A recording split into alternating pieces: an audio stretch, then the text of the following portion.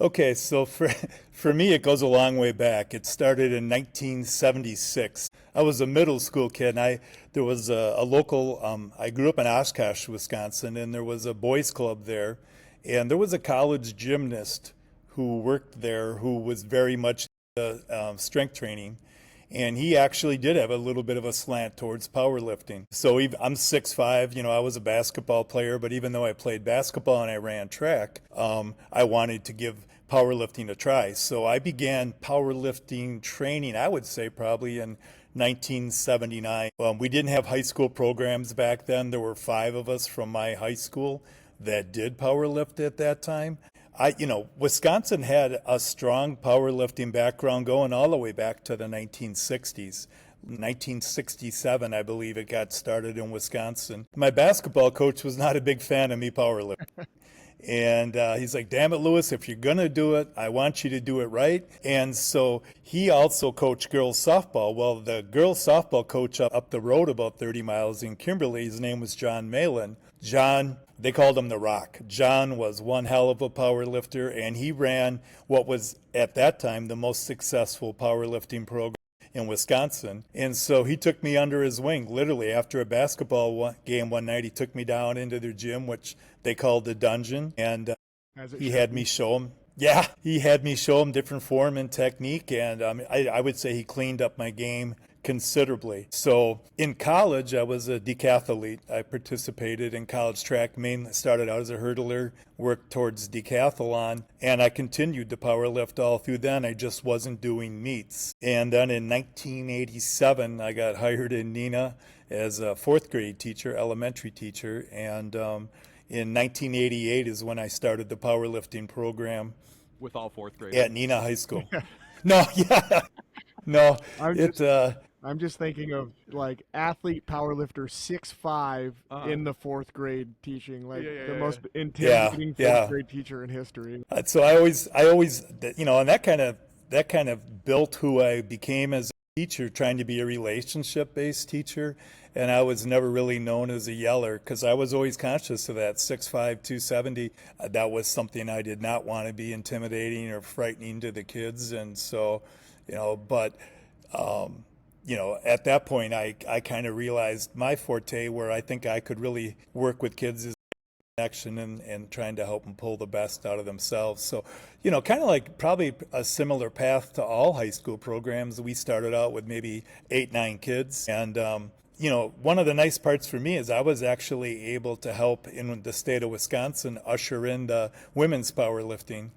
When I first started our program, I had a couple of girls that wanted to lift, so I trained them and I took them to our state meet. They had to lift against the boys, and they did pretty darn well. Well, then, the coaches started thinking, well, maybe we could have, a lightweight, a middleweight, and a heavyweight division for girls at state, and so it went to that, and then eventually, we followed the USA powerlifting weight classes, and obviously powerlifting had, just exploded, for women at that point as well.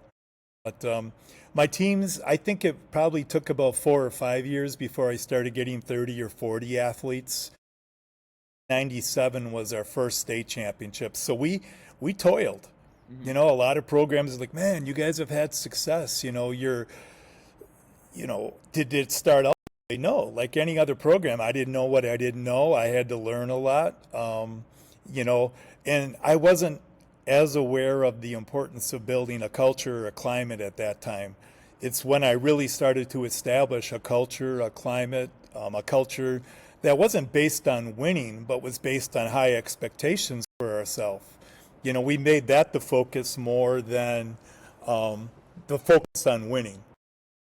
Because, there's times where you give your absolute best, and I always told them, as your coach, I will, it may not lead to the end result you want, but I will be proud of you because I know you gave your best.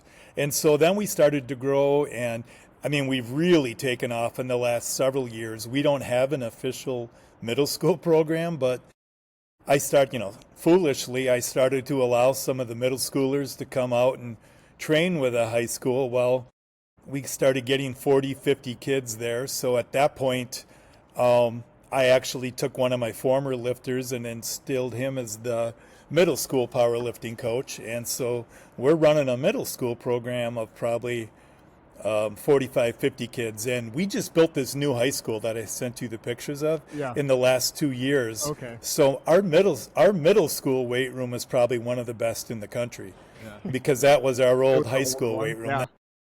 That's over 5,000 square feet, has 26 stations. I have 4 ER racks in there and rogue platforms, that they can train on.